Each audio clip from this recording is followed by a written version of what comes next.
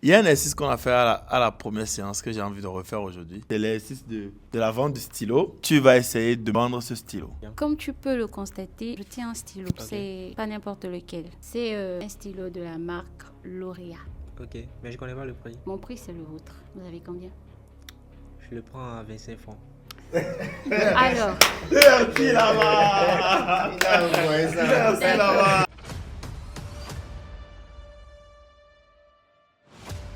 C'est quoi l'avantage en fait d'avoir ce stylo-là? Lors d'une conférence comme celle-ci déjà, quand tu sors ceci, ça montre déjà que tu es un camp au-dessus. Et que tu sors ceci pour écrire « Oh, quel stylo !» C'est ça la première réaction. D'accord, donc si je suis en face d'un client et que ce client-là voit ce stylo, il sera impressionné. Exactement. Lorsque tu rencontres des gens qui sont trop négociateurs là, faut toujours faire ça. Il y a des gens qui sont trop négociateurs, peu importe ce que tu dis, ils ne veulent pas payer le stylo à 5 000 francs. Ils veulent le payer à 100 francs. C'est les clients les plus difficiles au monde.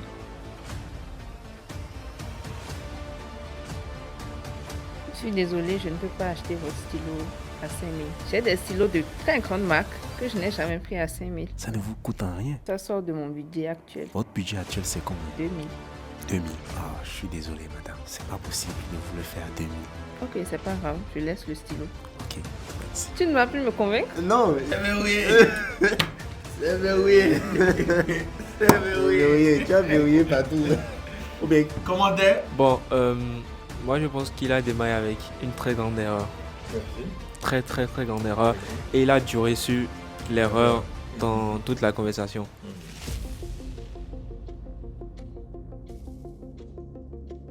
Pour moi, qui n'aime pas vraiment le maquillage, j'aimerais vous demander de me vendre des produits de maquillage.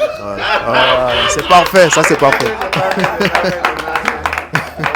C'est une tâche qui est très compliquée parce qu'en temps normal, il y a une règle en closing. Quand le client n'a pas le besoin, tu fermes la vente et tu bouges. Mais on va quand même essayer pour voir est-ce qu'on va pouvoir changer son avis sur les maquillages. Et voici, on va pouvoir lui vendre le maquillage. Ce sera un gros travail. Ok, on va démarrer. Bienvenue à ceux qui nous écoutent dans cette deuxième séance. Troisième séance en vrai de l'accompagnement, mais deuxième séance, je crois, deuxième séance pour ceux qui sont en train de nous suivre parce qu'on n'a pas filmé la première séance. Et il y a un exercice qu'on a fait à la première séance que j'ai envie de refaire aujourd'hui pour voir s'il y a eu des changements. Il y a de nouvelles têtes, voir comment est-ce que ces nouvelles têtes-là réagissent. Donc les anciens connaissent déjà l'exercice, c'est l'exercice de la vente du stylo. Donc, on va commencer par les nouveaux et on va revenir sur les anciens pour voir comment est-ce que les anciens arrivent à le faire. Et vous n'avez pas le droit, les anciens, d'utiliser aucune des techniques qu'on a déjà utilisées par le passé. Donc, vous devez innover, vous devez creuser dans votre tête. OK? Donc, honneur aux dames, on dit. Les nouveaux ne stressent pas. L'exercice est simple. Donc, je présente Delia, elle vient de nous rejoindre. L'exercice est simple, tu vas essayer de me vendre ce stylo. alors Melchior, j'espère que tu vas bien. Ouais, super bien. Comme tu peux le constater, je tiens un stylo. Ok. C'est pas n'importe lequel, d'accord? C'est un stylo de la marque L'Oréal. Tu en as entendu parler? Ouais. Ok, alors, étant donné que tu es un closer, je me dis normalement tu devrais avoir de quoi noter. Donc, j'ai un stylo et j'ai des papiers rames que je peux te proposer, d'accord? Donc, mes papiers rames, par exemple, tu peux les plier et les mettre dans ta poche. Ok. Donc, c'est portatif partout où tu veux aller. Mais, plus précisément, ce stylo-là, lorsque tu le tiens et que tu dois écrire avec, ça te facilite non seulement à écrire, mais je tiens quand même à préciser que certains membres du gouvernement l'ont déjà utilisé.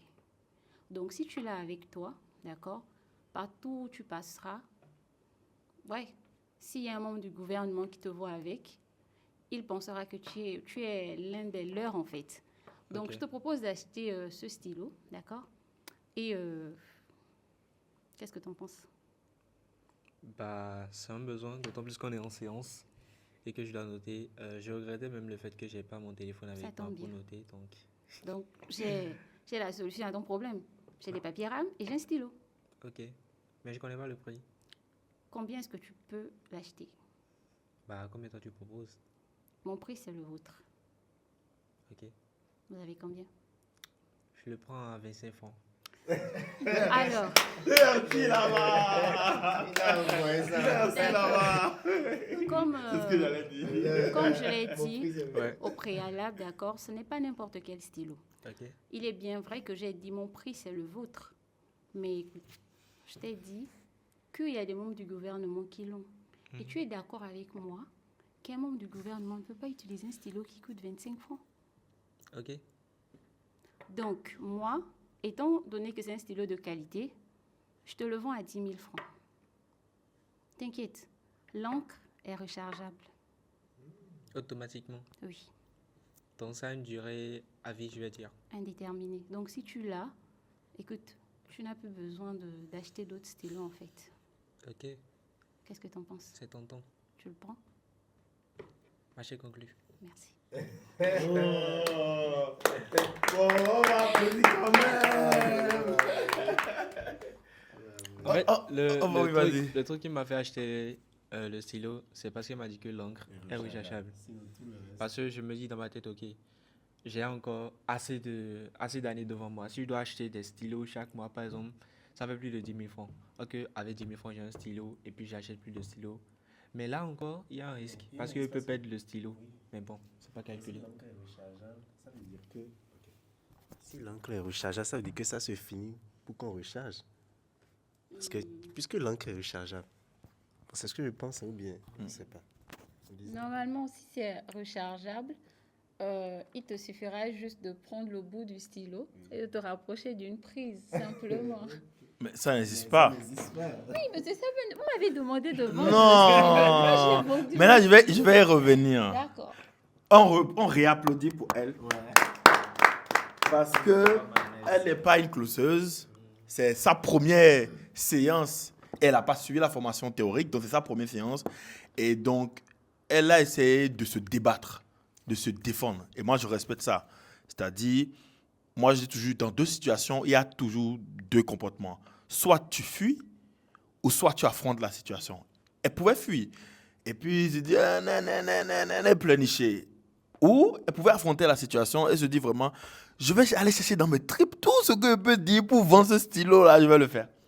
Donc, ça sort quand même une force de caractère de, ok, si je veux quelque chose là, je suis capable de faire ce qu'il faut pour aller chercher. Ça, c'est une force de caractère que je pense que quand même tout vendeur, tout commercial, tout closer doit avoir. Donc, ça montre quand même qu'au début, elle stressait, mais après, elle s'est dit, bon, là, on ne me laisse pas le choix. Je suis obligé de vendre. Ouais. Donc, je vais y aller. Maintenant, ça, c'est la partie positive. La partie négative, selon moi, c'est un peu sur les arguments de vente. Elle a un peu abusé sur les arguments de vente. Comme vous pouvez voir, elle a surenchérir comme c'est pas permis. Stylo rechargeable. Vas-y, ça n'existe nulle part au monde. Vas-y, tu vois.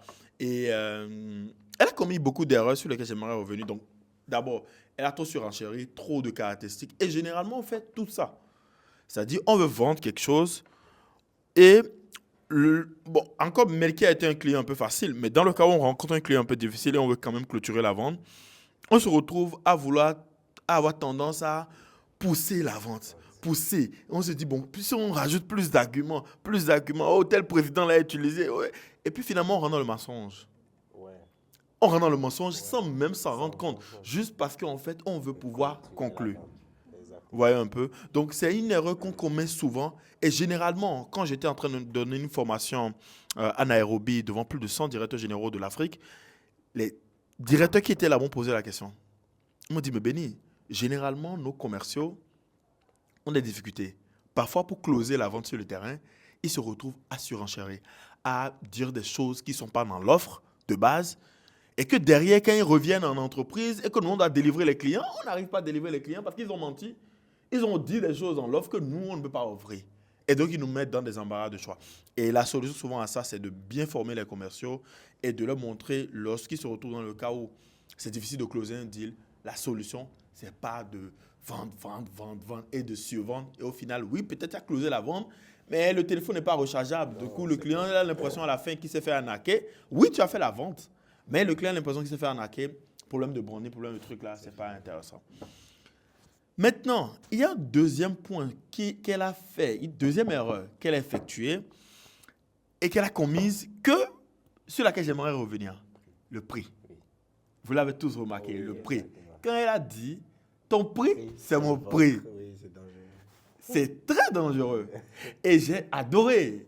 La réponse, Donne-moi ta main. La réponse de mon gars sûr. Et il dit 25 francs. Quand il a dit ça, il a illuminé mon cœur. Et oui, il a illuminé mon cœur. Parce que je me suis dit, ça, c'est la réponse à donner. Parce qu'à sa place, j'aurais donné exactement la même chose. J'aurais donné le chiffre. J'aurais même pas dit 50 francs. J'aurais dit 25 francs. Le prix le plus bas possible. Pour voir sa réaction. Tu vois, pour voir si elle en avait dans le ventre. Maintenant, là où elle nous supporte, c'est où? Fois 1000. Genre, C'est quand elle reprend la réponse de Melchior et que là, en fait, elle n'a pas froid aux yeux. Elle ne dit pas 100 francs. Elle ne dit pas 500. Elle ne dit pas 1000 francs. Elle dit 10 000. Ça, en psychologie, on parle de pattern interrupt. Le pattern interrupt, c'est un biais psychologique. On va beaucoup parler des biais psychologiques, c'est très important. Le pattern interrupt, c'est quand tu rencontres quelque chose que tu n'as jamais vu. On appelle aussi en c'est pas neuromarketing, mais en neurosciences, on parle de dissonance cognitive. Pardon, ça c'est le terme en neurosciences. La dissonance cognitive en neurosciences, c'est dit que quand tu es habitué à une réalité et tu vois quelque chose ou tu vis quelque chose qui n'est pas dans cette réalité-là, il y a une dissonance cognitive qui se produit dans ton cerveau. Et du coup, première réaction, c'est la folie, c'est de se dire non, c'est pas vrai, c'est faux, etc. C'est ce qui se passe quand les gens se connaissent sur Internet. Ils voient des jeunes de 15 ans qui viennent dire je suis milliardaire, je suis tel truc et tout. Dissonance cognitive. Dans la tête des gens, les gens, ils n'ont pas été élevés à voir des jeunes de 15 ans qui sont milliardaires. Donc quand on voit un jeune de 15 ans qui est milliardaire, d'office, c'est une arnaque, c'est faux, c'est pas vrai. Parce qu'il y a de la dissonance cognitive. C'est la même chose avec le pattern interrupt. La différence avec le pattern interrupt, c'est de faire quelque chose inattendu. Et l'inattendu, les arnaqueurs utilisent beaucoup ça. L'inattendu, généralement, vu que c'est surprenant, les gens ont souvent tendance à y croire, parce que c'est surréaliste. Voilà. Donc, quand elle dit, l'autre dit 25 francs. Si elle avait essayé de négocier à 100 francs, à 1000 francs, la conversation aurait fait plus d'une heure, whatever. Mais le fait qu'elle ait dit 10 000, ça fait le truc. Et je pense que c'est l'une des leçons très importantes en vente, c'est quand le client te dit un prix trop bas, ne réagis pas en disant tu vas combattre ce prix-là. Donne un prix beaucoup plus grand que le prix que lui-même a annoncé. Le débat est mort. Alors les amis, avant de vous laisser déguster cet excellent podcast sur la vente que vous êtes sur le point de découvrir, j'ai 3 points essentiels à partager avec vous. Le premier point, c'est que ce podcast a été enregistré dans le cadre d'une formation, un programme en présentiel que nous organisons sur le closing, c'est-à-dire l'art de vendre sans vendre. Et donc, les personnes qui sont dans la salle là et qui participent à ce podcast avec moi sont des personnes qui ont payé des centaines de mille, voire parfois des millions pour pouvoir assister à ces séances. Ce qui veut dire que la qualité du podcast que vous allez écouter, c'est une qualité exceptionnelle. C'est un contenu qui vaut littéralement plusieurs centaines de mille parce que les gens ont payé pour pouvoir le suivre. J'espère que vous allez en faire un bon usage.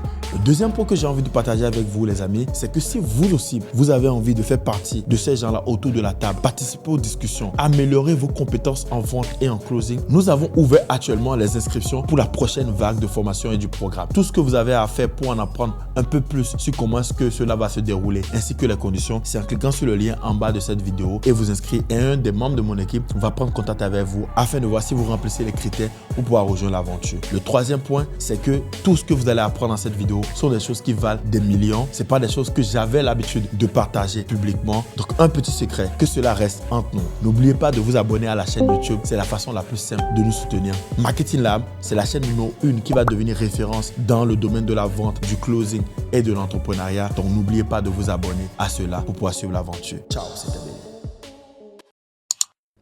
Si je te dis que c'est 25 francs que je vais acheter le truc, tu dis non, ce truc c'est à 10 000 francs. On ne peut pas négocier. On ne peut pas négocier. Soit tu viens sur mes 25 francs et on parle, soit je viens sur tes 10 000 on parle. Attends, j'ai dit 25 francs, tu as dit 10 000. Est-ce qu'on peut avoir une négociation autour de 500 000? Non. Il y a trop d'écart. Donc, quelqu'un est forcément obligé de venir dans le terrain de l'autre pour que la négociation se passe. Donc, si je viens et je propose 8 000, ça veut dire que la négociation se passe où? Sur mon terrain des 10 000. c'est ça. Si je viens que je propose 100 francs, ça veut dire que la négociation se passe où? Sur le terrain des 100 francs. Mais toi, tu veux que la négociation se passe sur ton terrain. Exactement. Ok. Maintenant, pour ceux qui sont en train de regarder, j'ai envie de les tenir en haleine jusqu'à la fin, parce qu'à la fin, je vais reprendre l'exercice et je vais essayer de compliquer le plus. Vous allez essayer de me compliquer le plus la situation. Et on va voir comment est-ce que je vais pouvoir vendre le stylo à quelqu'un ici.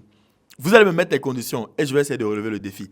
Mais avant, je veux passer le micro à d'autres, au nouveau, donc à Nel qui est ici, pour qu'il fasse un peu l'exercice et ensuite à toi pour faire un peu l'exercice. Mais avant de lui passer le micro, il y a un point sur lequel j'aimerais revenir, c'est quand a commencé, quand a pris la parole. Vous avez remarqué qu'elle a commis l'erreur que tout le monde commet. Quand elle a pris la parole, en même temps qu'elle a pris la parole pour vendre le stylo, qu'est-ce qu'elle a commencé à faire? Elle a pris le stylo, va décrire le stylo. Voilà. Donc, on va y revenir, on va dire pourquoi est-ce que ce n'est pas une bonne pratique, mais Nel va d'abord se prêter à l'exercice. Bon, déjà, bonsoir Béni, comment Bonsoir. vas-tu? Ça va bien et toi? Je me porte bien aussi, merci. Alors, ta journée, ça s'est bien passé? Oh, Ça avance? Plutôt, on va dire que c'était un peu, pas bien, c'était pas mal, mais ça va, ça va. Ok, c'est l'essentiel. Bon, nous sommes à la conférence de M. Béni Tosso et je constate que tu es là aussi pour en apprendre un peu plus sur le closing. Ouais. Bon, là, j'aimerais te poser quelques questions déjà. Bon, comment tu comptes noter? Comment je compte? J'ai un téléphone, je note les points essentiels. Je peux écrire avec mon téléphone. Tu fais confiance à ton téléphone à 100%? Oui, j'ai pris la peine de charger le téléphone à 100%. Oui, je ne parle pas de la charge. Les pertes de données, tu sais, ça arrive très, très vite. Oh, c'est plutôt rare, hein, tu sais. Rare, les pertes de données? Oui. Rare. T'en as subi combien de fois? Plusieurs fois. Ah bon? Oui, les pertes de données, ça arrive très vite. Un piratage, une mauvaise manipulation, tu mets le téléphone dans ta poche et puis sans savoir. Ça arrive, non? Ça arrive. Si tu le dis, hein, moi, j'ai jamais constaté. Ah, croisant mon expérience. Alors, selon moi, la méthode la plus sûre, c'est de noter. Raison pour laquelle j'ai là mon calepin et mon stylo pour noter. Et donc, je pense que tu devrais faire pareil. Tu en penses quoi? Oui, je peux t'accorder ça, c'est vrai. C'est vrai. Ok. Alors déjà, je te présente ce stylo, Unimax. Unimat. Unimax, oui. Tu as déjà vu? Non, je connais pas cette marque. Exactement. Ça vient d'arriver sur le marché. Ça défie l'écriture. L'écriture, oui. Quelle écriture? Le type d'encre, l'éclat de l'encre comparé au Schneider et autres, ça défie tout cela. Je peux dire que c'est la dernière nouveauté en termes de stylo sur le marché. En tant que futur closer, tu penses que tu devrais te l'offrir? Là, nous sommes quand même à une grande conférence. Moi, je me dis de que monsieur. à la base, un stylo, ça sert à écrire. Hein. Même si je veux prendre un stylo à l'extérieur chez la dame du quartier pour écrire.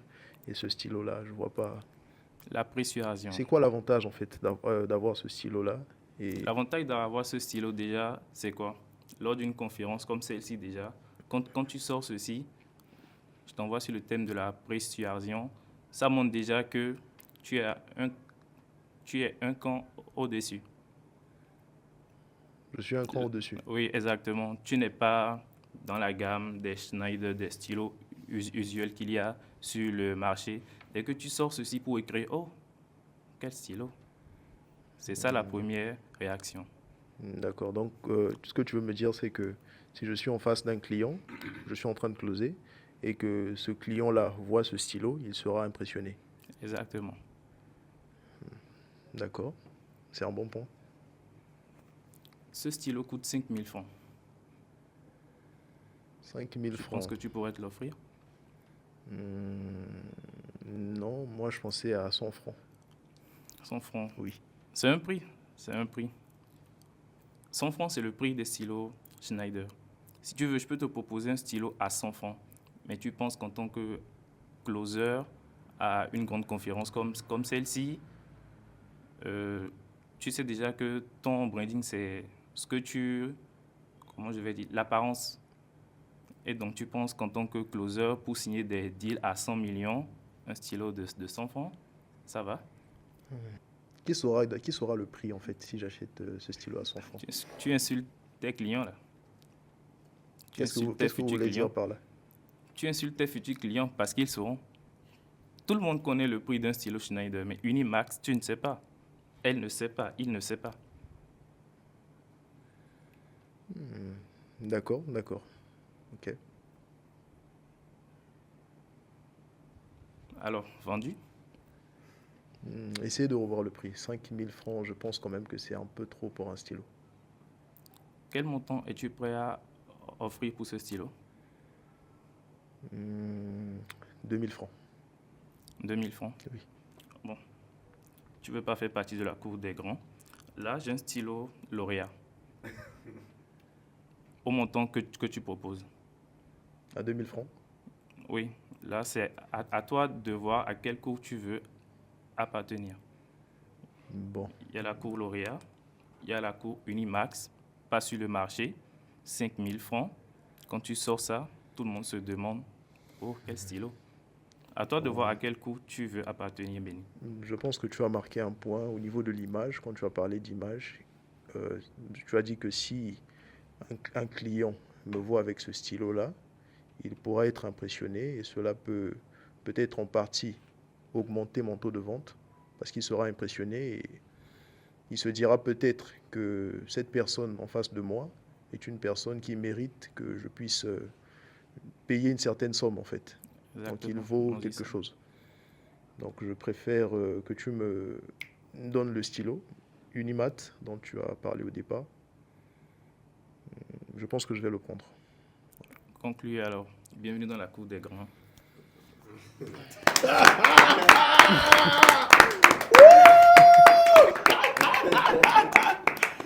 Réapplaudissez encore pour lui, s'il vous plaît. Qui, comme moi, a été agréablement surpris par la performance de Nel? Non, mais tu nous as sidérés. Est-ce qu'on peut dire que, quand même, depuis qu'on a commencé, c'est l'une des meilleures prestations qu'on a eues?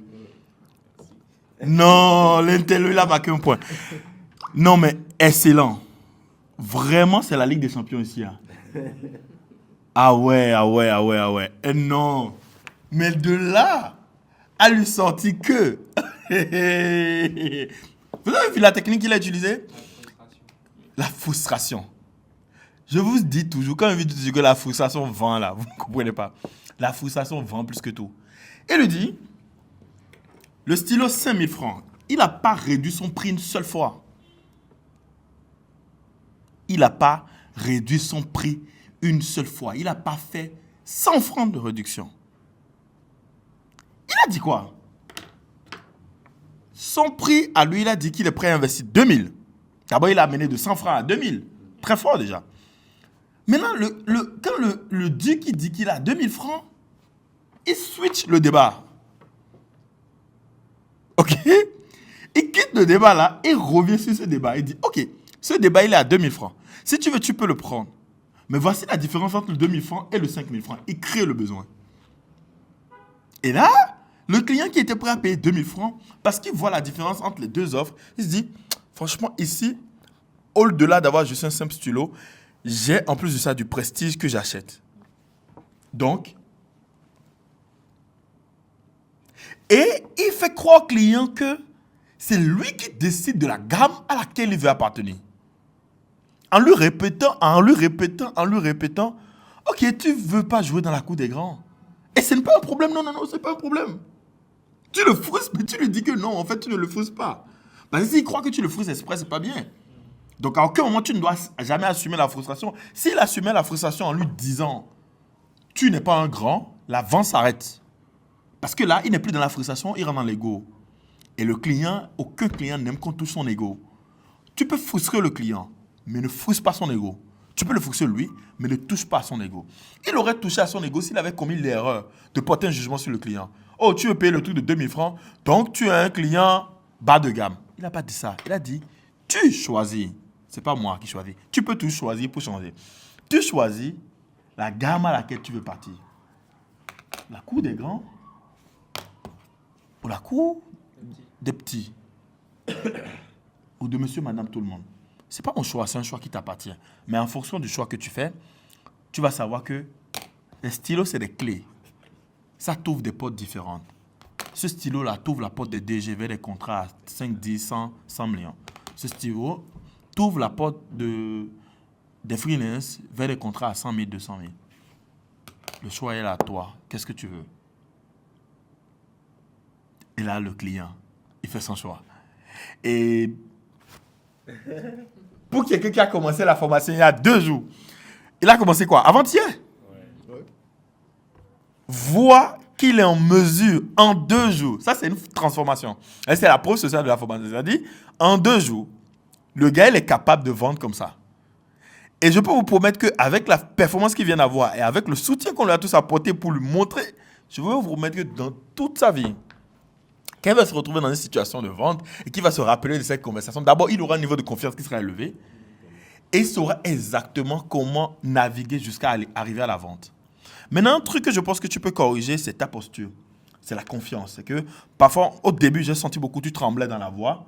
C'est quelque chose que tu dois corriger. Trembler dans la voix, c'est pas quelque chose qui est très bien parce que quand tu es surtout au téléphone, ça peut se sentir. Tu dois avoir une voix autoritaire. Les femmes ont souvent cet avantage parce qu'elles ont une voix charmeuse. Nous, on n'a pas ça forcément. Il y a des hommes qui ont ça. Ça peut se travailler, mais c'est plus naturel. On appelle le DJ voice. C'est ça que est Benny là. Mais Benny là, naturellement. Le DJ voice, ça se travaille. Mais même quand tu le travailles, c'est difficile d'avoir une voix aussi ronflante que la voix de Benny. Lui, naturellement, sa voix, elle est ronflante parce que c'est dans la gorge. C'est un peu comme Garou. Vous connaissez le chanteur Garou. Il a la voix, un peu, voilà. Quand tu as une voix comme ça, dans 10 000 voix, on va toujours reconnaître ta voix parce que tu as une voix qui porte vraiment.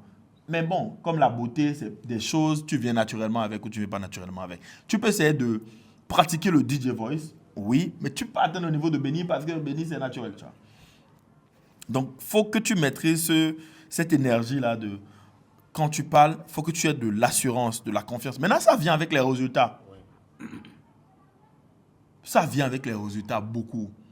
Le plus tu fais de l'argent, le plus tu as des résultats, et le plus tu vas te rendre compte que ta confiance dans la vente devient élevée. Je donne un exemple. Hier, j'étais en train de faire une négociation avec un client au téléphone. Et Delia était là. Et je lui vendais une offre à 2,5 millions par mois. Le client, je lui annonce l'offre à 2,5 millions par mois. Il me répond, Benny, il n'y a aucun monde dans lequel moi j'investis 2,5 millions. Je dis, ok, je peux comprendre. Tu es dans un monde donné et tu n'as pas envie d'investir 2,5 millions selon ce monde-là. Je peux comprendre. Combien toi tu as envie d'investir? Il dit, moi, moins d'1 million. J'ai dit, ok. Il n'y a aucun monde, je réutilise ces mots. Il n'y a aucun monde dans lequel nous, on t'accompagne à faire ce résultat-là, à mettre toute l'équipe, tous les trucs à te mettre à disposition pour moins d'1 million. La discussion se cale au milieu. Là, on commence par rigoler. Il est là, il dit que non, ton problème c'est ça. C'est pourquoi c'est difficile pour moi de travailler avec toi. Tu es trop cher. Les prix que tu me demandes sont trop élevés. Je ne peux pas me permettre de payer ça. Moi, je paye 9 700 000 en charge mensuelle. Je dis, tu payes 9 500 000 en charge mensuelle. Qu'est-ce que les 2 500 000 de plus vont faire pour toi quand tu considères l'argent qu'on va te rapporter? Et là, je tourne la discussion autrement parce que je vois qu'il est bloqué. Il voit la dépense, il ne voit pas l'investissement. Maintenant, je veux lui faire voir l'investissement. Je commence, je stack la value et puis je lui mets plein de preuves sociales. Ah, en fait, telle personne et tout, on a fait tel truc, il a rapporté tel résultat. Donc, je lui mets de la preuve sociale pour lui dire que les 2,5 millions qu'il investit là, il y a des gens qui investissent plus que lui et donc par ricochet qui gagnent plus que lui.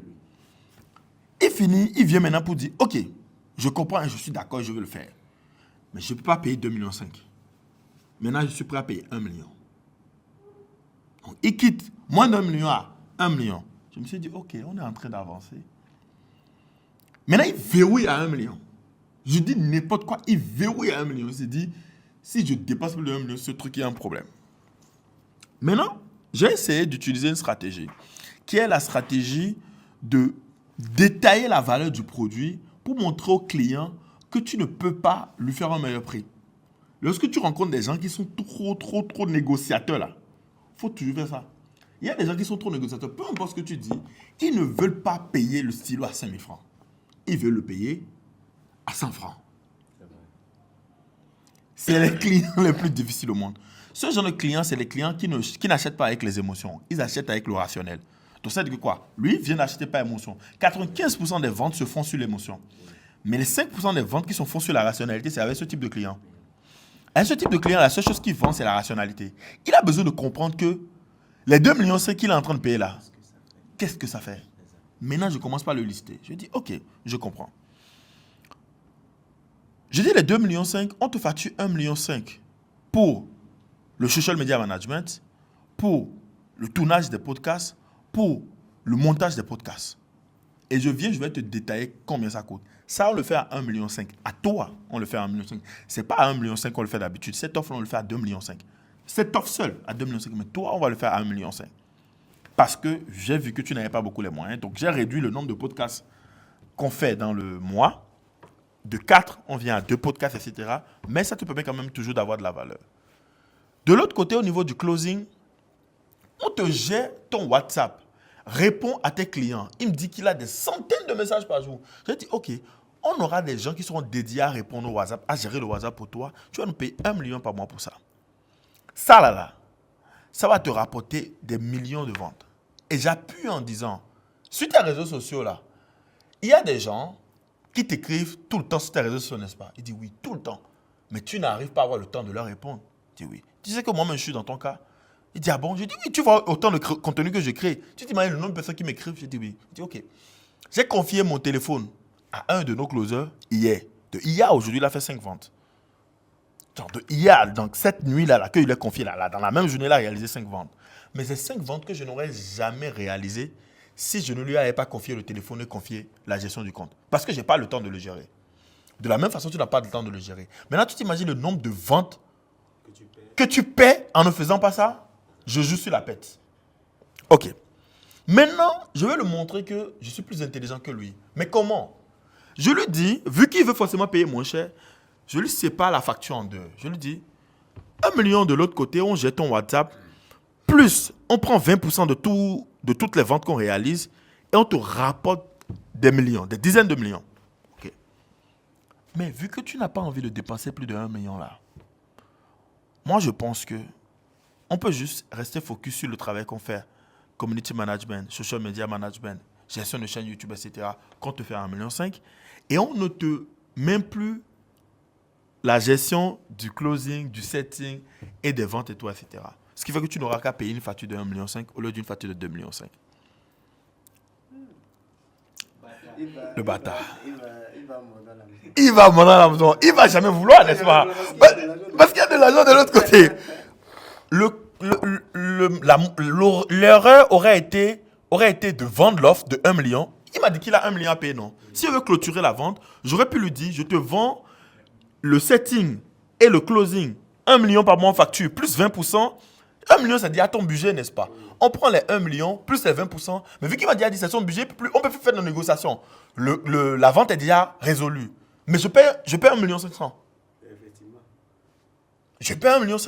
OK. Je ne vais pas faire ça. Lui, c'est moi qui suis en train de mener la conversation. Donc, lui ne peut pas savoir ce que moi, je peux laisser et ce que je ne peux pas laisser. Je laisse tomber là où il y a l'argent. Parce que c'est que si je fais ça, ça va le micher. Et il va vouloir discuter de ça. Et je lui fais croire que maintenant, il va payer que 1,5 million. Il croit que je suis en train de lui faire une réduction de 1 million. Mais ce n'est pas une réduction de 1 million que je suis en train de faire. Je suis en train d'enlever un gros service qui, au fond, va lui rapporter beaucoup d'argent pour le pousser à acheter le gros service à 2,5 millions. On change la conversation. Maintenant, il réfléchit. Il dit, oui, c'est vrai que je paye moins.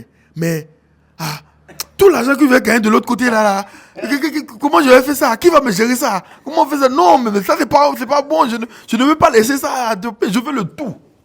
Oui, je veux le tout. J'ai dit, mais tu veux le tout et tu ne veux pas donner le prix. Comment on va faire? Je lui dis de résoudre le problème que lui-même a créé. Comment on va faire? Dis-moi comment on va faire. Propose-moi une solution. Il dit, non, tu sais, on va faire des affaires, non? Tu sais, moi, je suis un gros entrepreneur, hein. Je vais te faire de la publicité. Je vais te payer en visibilité, vous connaissez ça, alors? Fais-moi le logo, je vais te payer en visibilité, vous connaissez ça, alors? Je lui dis, c'est pas la première fois qu'on travaille ensemble. Je ne peux pas travailler avec toi aujourd'hui. Et c'est la première fois que je peux dire que peux pas travailler avec toi aujourd'hui et tu vas me dire que non, que toi, tu vas me payer en visibilité. Tu es sérieux? Tu penses qu'aujourd'hui, là, moi, j'ai besoin de visibilité? Il a dit ça. Donc, bon, il a dit, bon, le gars va besoin de visibilité. Qu'est-ce qu'il peut dire maintenant pour quand même diminuer le prix? Il est là et tout, on est bloqué. Maintenant, je lui dis, ok. Parce que moi, je sais, je commence ma phrase comme ça. Je dis, parce que je sais qu'on va te rendre riche, on va tellement te rapporter des dizaines de millions que tu vas vouloir venir dormir ici tous les jours. Je te propose ceci. Et c'est un truc que je n'ai jamais fait à quelqu'un. C'est exactement ce que je suis en train de dire. Je te propose qu'on aille sur, pour l'offre de 1,5 million par mois, où on te gère les vidéos, les chaînes et tout le reste et tout. On cadre ça. OK? Maintenant, sur l'offre du closing, là, on ne va pas prendre les frais de gestion du WhatsApp et de tes réseaux, les 1 million là. On ne va pas les prendre directement chez toi upfront. On va les prendre dans l'argent qu'on va te ramener. C'est-à-dire quoi? Chaque mois, on fait des ventes. Les commerciaux font des ventes.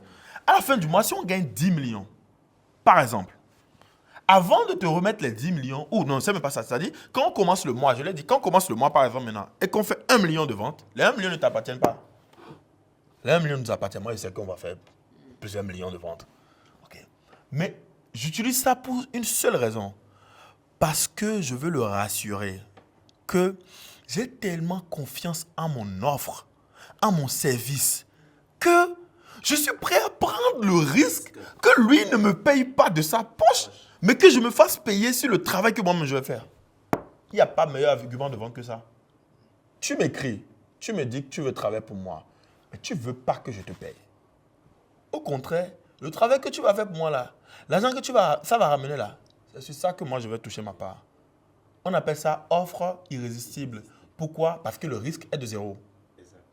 Et je finis ma phrase en disant, si on n'a pas de résultat, tu ne payes rien. Parce que tu ne payes rien. Au contraire, tu aurais gagné parce que moi j'aurais travaillé pour toi gratuitement. Et dans ce cas, si on ne gagne rien, moi je suis perdant parce que j'ai perdu mon temps et perdu de l'argent. Mais si on gagne, tu es gagnant sans avoir rien investi. Tu t'imagines un business où tu n'investis rien, tu gagnes? Ici, ce service, il faut investir quand même de l'argent d'abord. Hein. Ici, on te fait une offre, on te dit tu n'investis rien et tu gagnes de l'argent. Donc, je lui dis, les 1 million là, on ne peut pas te gérer autant de trucs et tu ne nous payes pas. Mais, parce qu'on a confiance, on sait qu'on va te ramener des dizaines de millions, on va prendre ça sur les ventes qu'on réalise. Et ensuite, on va te facturer nos 20%. Et là, il ouvre la bouche et dit, Béni, ça devient intéressant. Parce qu'automatiquement, qu'est-ce qu'il vient de faire dans sa tête? L'offre vient de passer de 2,5 millions dans sa tête à 1,5 million. Oh, c'est toujours 2,5 millions. Parce que nous, on va faire le résultat, on va prendre notre argent. Mais c'est toujours 2,5 millions. Jusque lui, dans sa tête, il croit que c'est 1,5 million maintenant. Donc, il se dit, il est en train de faire une bonne affaire.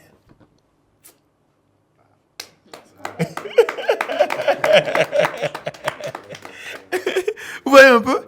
Et là, la conversation devient beaucoup plus facile. Parce qu'il est déjà prêt à investir 1 million par mois. Là, il faut juste le convaincre à investir 1,5 million. C'est plus facile à convaincre à l'investir que de le convaincre à investir 2,5 millions. Là, maintenant, on commence à parler de 1,5 million. Il commence pas à tirer. Oh non, je veux que tu me fasses réduction. On va couper la poire en deux. Il veut négocier les 500 000. Moi, je ne lui enlève pas 1 000 francs. Mais, malheureusement, j'avais des chauffeurs qui étaient devant moi. Je devais les prendre. J'ai vu qu'ils ne commençaient pas à parler trop. On était à ce niveau de la négociation. Je devais avancer parce qu'il y avait des gens devant moi. J'ai dit, bon, ok, tu sais ce qu'on va faire? Le vendredi, là, il faut passer me voir au bureau. Ok? Considère qu'on est sur les 1,5 million maintenant. Il faut passer me voir au bureau. Et on va parler. Il dit, non, Béni. Considère que, lui, il répète, il dit, considère qu'on est sur les 1 million. J'ai dit, non. Le vendredi, on se voit, on termine la conversation et ensuite, on parle du plan d'action. Moi, j'aurais déjà travaillé sur le plan d'action. Le vendredi, quand on termine la conversation sur le deal, je te présente le plan d'action et on avance. Il dit, ok, pas de souci. Donc, le deal, il est à 70% closé. Maintenant, il suffit juste, en fait, d'arriver à négocier le bon prix, de le closer à 1,5 million au lieu de le closer à 1 million. Maintenant, regardez comment est-ce que le vendredi, le call va durer, la conversation va durer 5 minutes et je vais le closer. Je vais lui dire ceci. Ok, comment ça va? Vous connaissez la base. Je vais lui dire, alors, résumé de notre dernière conversation. 1,5 million par mois. On prend les 1 million pour la gestion du setting et du closing sur les ventes qui sont réalisées et ensuite on encaisse nos 20% de commission. C'est ce sur quoi on s'était entendu. Mais toi, de ton côté, tu proposais que 1 million et que 1 million et l'offre de l'autre côté reste la même chose. La vérité, c'est qu'après avoir réfléchi, il n'y a aucun moment dans lequel nous on peut faire ça. Parce que je t'ai détaillé, nos frais ne nous permettent pas de pouvoir faire ça. À 1 million, on est en pète. Je lui disais ça. 1 million, on est en pète. 1 million, on est en pète. Et je ne peux pas me permettre d'être en pète sur ce truc. J'ai trop de charges, je ne peux pas me permettre d'être en pète. Je préfère encore équilibrer mes trucs et ne pas faire de bénéfices que faire des pètes. OK? Donc, voici ce que je te propose. Soit tu es d'accord et on avance sur les 1,5 million par mois sur ce truc, on continue. Ou soit tu n'es pas d'accord, tu as encore envie qu'on passe sur les 1 million, ce qui n'est pas possible. Et tu peux aller, pas ailleurs, non, tu ne parles pas comme ça. Tu prends quelques temps, tu réfléchis, et quand tu es prêt à aller sur les 1 million, 1,5 million, tu reviens me voir et on avance. Là, je suis en train de lui dire, il n'y a pas de débat. Soit tu investis, on avance, soit tu investis et on n'avance pas.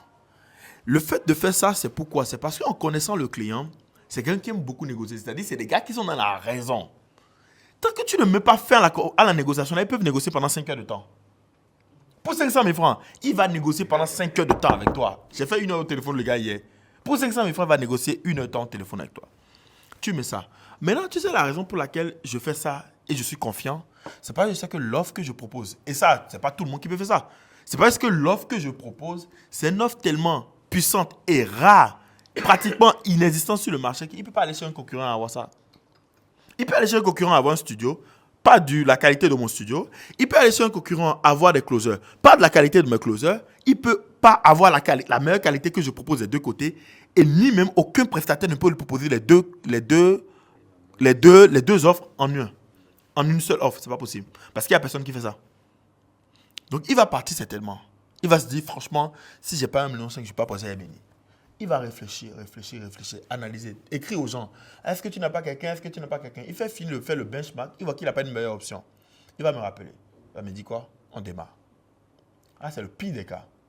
Meilleur des cas, quand je lui dis ça, il dit bon, ok, c'est pas grave, allons-y.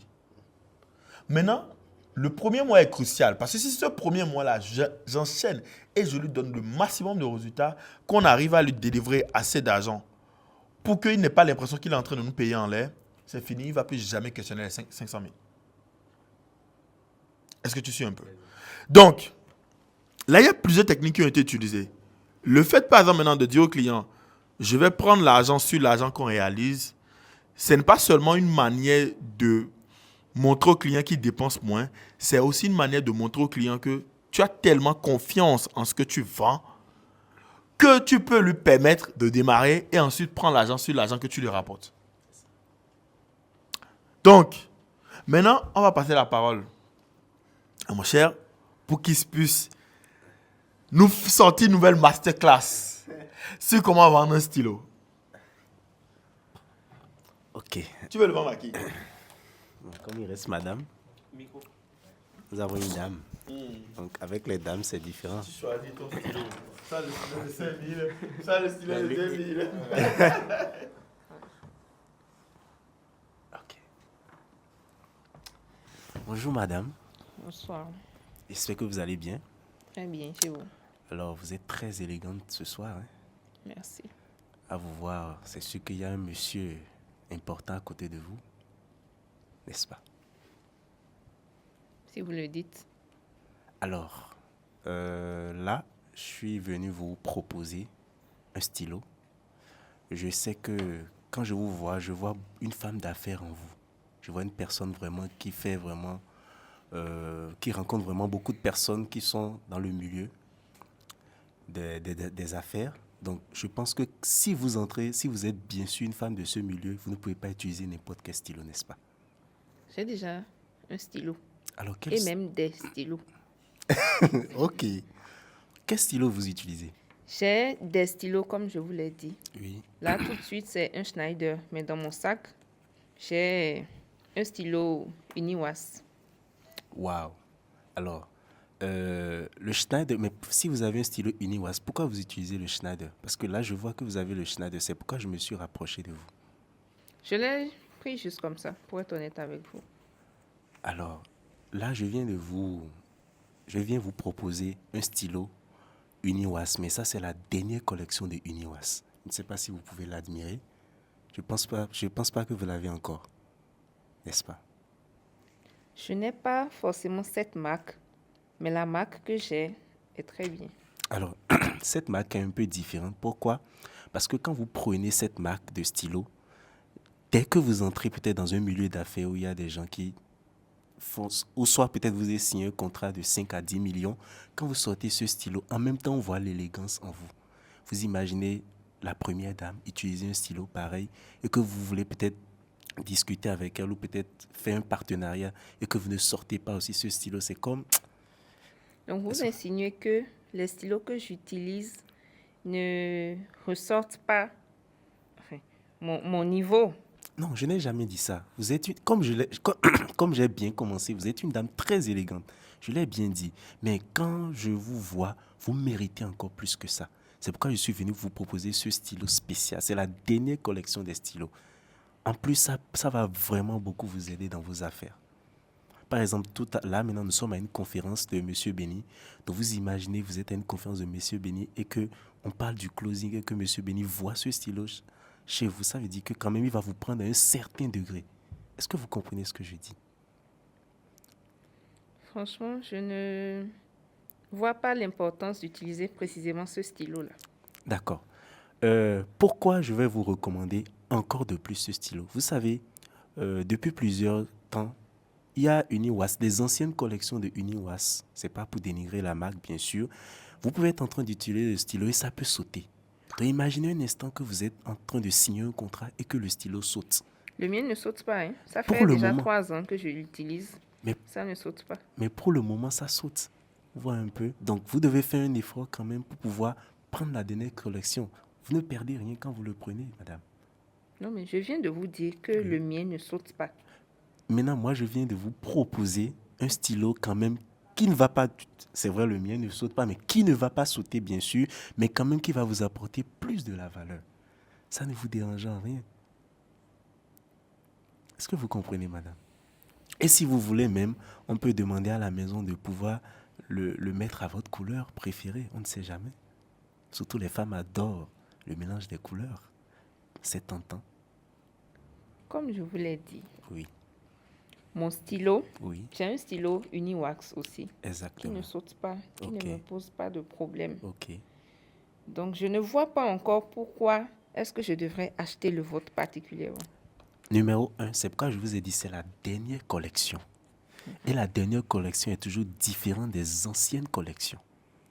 Donc, si vous allez peut-être dans un milieu et que vous rencontrez peut-être la majorité des gens qui utilisent la dernière collection, vous aurez honte même de pouvoir sortir l'ancienne collection. Aujourd'hui, nous sommes dans un monde de glamour. Il y a les tendances évoluent. Moi, je vous le dis, peut-être vous allez à Sofitel demain, je ne sais pas, et vous voulez signer un contrat, et vous voyez la majorité des gens qui utilisent ce stylo, alors que vous n'avez pas la dernière collection de ce stylo. Vous serez un peu gêné. C'est pourquoi ça ne vous coûte en rien d'acheter ce stylo. En rien. Et je l'ai même ajouté, vu que vous êtes une femme élégante, nous pouvons demander à la maison de vous l'avoir à votre goût. Ça peut être la couleur rouge, ça peut être la couleur bleue, ça peut être la couleur violet, peu importe. Ça, c'est encore un de plus. Et à combien le vendez-vous? Alors, ce stylo, habituellement, nous le faisons à 10 000. Oui, 10 000 pour un stylo. oui. Mais, vu que vous êtes une dame très élégante et que, vu le niveau, moi, je vous ai vraiment mis, je vais vous le faire à 5 000. Ça, c'est une promo spéciale qu'on a voulu faire. Je suis désolée, je ne peux pas acheter votre stylo à 5 000. J'ai des stylos de très grande marque que je n'ai jamais pris à 5 000. Ok. Dites-moi, là où vous êtes, je sens que c'est peut-être ce n'est pas une urgence pour vous, c'est pourquoi vous voyez que c'est trop cher. Mais sur une échelle de 1 à 10, dites-moi, là où vous êtes actuellement, supposons que vous voulez aller à un contrat demain et on a exigé ce stylo. Peut-être même, ou bien vous avez peut-être sillonné les gens qui seront à l'événement, vous avez remarqué que ces gens utilisent ce stylo. Sur une échelle de 1 à 10, à combien vous allez acheter ce stylo? Sûrement 10. Alors, pourquoi vous refusez le prix des 10 000? Des 5 000, excusez-moi. Ça ne vous coûte en rien. Parce que ça sort de mon budget actuel. Votre budget actuel, c'est combien? 2000. 2000. Oh, je suis désolé, madame. Franchement, je voudrais vraiment savoir que vraiment sur une échelle de 1 à 10, vous n'êtes pas vraiment motivé pour le prendre. Peut-être je vais vous proposer autre chose. Parce que là, je vous dis, c'est un contrat que vous voulez signer demain et qu'il y a vraiment des cadres qui utilisent ce stylo. Parce qu'il arrive à des événements où on vous dit, il y a telle tenue à porter. Vous commencez par faire des recherches. Vous savez que ces gens-là vont porter telle tenue et vous vous mettez avec la tendance. Mais là, 2000 pour ce stylo, c'est pas possible de vous le faire à 2000. Peut-être je vais vous proposer une autre marque que vous pouvez utiliser. Mais je pense que si vous utilisez cette marque de stylo, ça ne vous fera pas vraiment honneur là-bas. Et cette marque, c'est pas cher, hein, c'est à 1000 francs. Je peux vous le proposer. Vous payez 5000 au lieu de 1000 francs. Non, mais vous m'avez d'abord parlé du stylo que ceux que je vais rencontrer demain utilisent. Pourquoi vous me Exactement. proposez un autre? Puisque vous Je ne veux pas un autre, c'est l'autre que Ok, je veux, à d'accord. 2000. D'accord. Ceci à 2000, c'est pas possible. Pourquoi? Parce que regardez par exemple, la marque Unimas, c'est pas n'importe quelle marque. Je connais bien Exactement. la marque Uniwas. Maintenant, je vous ai dit que c'est des personnes responsables et des personnes vraiment qui font des affaires à plus de 100 millions qui utilisent ce stylo. Ben, écoutez, monsieur, j'ai 3000. Je n'ai pas plus que ça à dépenser dans un stylo actuellement. Ok. Ça veut dire que demain, alors, vous allez amener l'ancienne collection pour pouvoir l'utiliser là-bas. Et vous-même, vous verrez comment vous serez frustré. C'est pour vous éviter cela que je vous ai proposé ce stylo-là. Vous ne perdez en rien en utilisant ce stylo. Ok, c'est pas grave, je laisse le stylo. Ok, merci. Tu ne vas plus me convaincre? Non, je sais pas ce que je vais faire convaincre. C'est verrouillé. C'est verrouillé. Même si je dis... C'est verrouillé. On ne peut même pas donner les détails. Même. C'est verrouillé. C'est verrouillé. C'est verrouillé. Verrouillé. Tu as verrouillé partout. Ou bien, commentaire. Je ne vais pas donner de commentaire d'abord. Je vais prendre le commentaire d'abord. Ok. Ah oui, vas-y. Bon, moi je pense qu'il a démarré avec une très grande erreur. Merci. Très très très grande erreur. Et il a duré sur l'erreur dans toute la conversation. C'est les caractéristiques, les argumentaires, tu vois. Durant tout l'appel, je pense que tu ne t'es pas vraiment concentré sur le besoin, mais tu as essayé de vendre. Durant toute la conversation, tu as été vendeur, pas closer. Je te présente ce stylo, il a cet avantage, c'est de cette marque. Je pense que c'est ce que tu as essayé en fait d'avancer comme argument. Mais il n'y a vraiment pas eu de closing. Il y a eu de la vente, je pense. Le point que je vais dire, c'est exactement ce que Melchior a dit. Donc, je ne vais pas forcément appuyer dessus, mais je vais te faire une éloge. Tu parles très bien et tu sais flatter. Je te propose de travailler encore plus sur cela pour améliorer ton closing. Mais sinon, j'ai vraiment apprécié la manière dont... c'est pas forcément le fond, hein, je vais être beaucoup plus sur la forme. Tu parles très bien et tu as vraiment le don de flatter. Et ça, j'ai vraiment beaucoup aimé. Bon, de ce que moi j'ai remarqué, comme Melchior l'a dit, il a plus été vendeur que closer. Parce qu'il a essayé de convaincre la cliente de prendre son produit au lieu de la persuader. Et il a beaucoup plus occupé la discussion alors que la cliente. Oui, alors que en tant que closer, normalement, tu devrais plus lui poser des questions pour l'amener à maintenant désirer ton produit, selon moi. Tu veux ajouter... Ce que j'ai retenu de tout ce que vous êtes en train de dire. De tout ce qui précède, je retiens que L'une des caractéristiques d'un bon closer, c'est de pouvoir créer le besoin lorsqu'il a un client en face de lui, plutôt que de se focaliser seulement sur la vente de son produit. Merci, je pense que j'aurais pas fait un meilleur travail. Vous avez résumé assez bien le truc. Le gros problème dans son échange avec Alida, c'est la vente. Tu n'as pas closé. Tu as été vendeur. Et c'est en tout ton honneur, c'est parce que tu viens de passer de commercial. Donc, c'est un truc que tu dois défaire avant de devenir closer. C'est très compliqué. Hein. Je le sais très bien, c'est très compliqué. Je crois que ta plus grande erreur, ça a été ça. Et secondo, je crois que ta plus grande erreur, c'est tu es resté trop focus sur le stylo. Et vous faites ça beaucoup, hein, vous êtes nombreux à faire ça. Tu es resté trop focus sur le stylo. C'est pourquoi vous tenez à utiliser la marque du stylo pour vendre le stylo. Vous pouvez vendre le stylo sans utiliser la marque du stylo. Vous pouvez vendre le stylo sans parler une seule fois de caractéristiques. Pourquoi vous voulez vendre des caractéristiques? Elle a essayé de vendre des caractéristiques. C'est vrai, ça a marché. Mais elle a vendu quelque chose qui n'existait pas.